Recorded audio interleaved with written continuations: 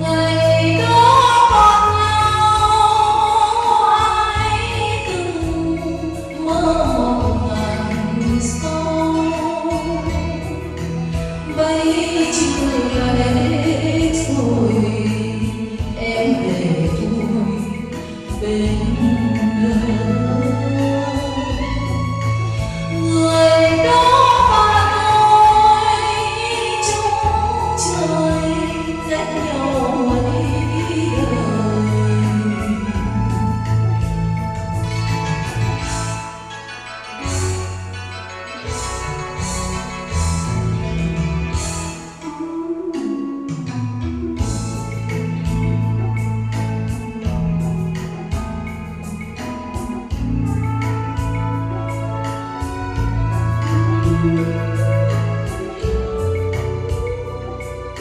Ngõ trọ đông bây giờ riêng một mình tôi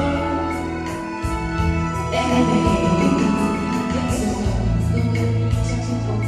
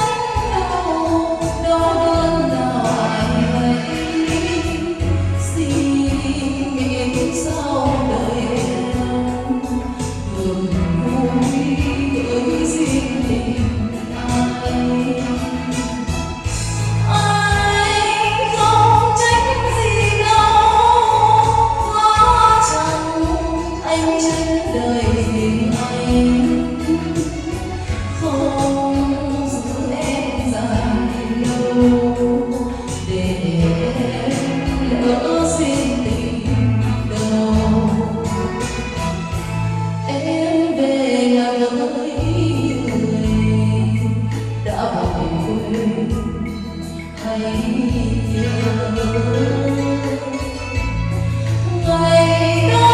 còn nhau ai từng mơ một ngàn sau bây chưa là hết rồi em về bên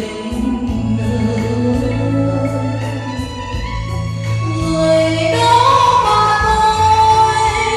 chung trời cách nhau mấy đời. Người đó và tôi chung trời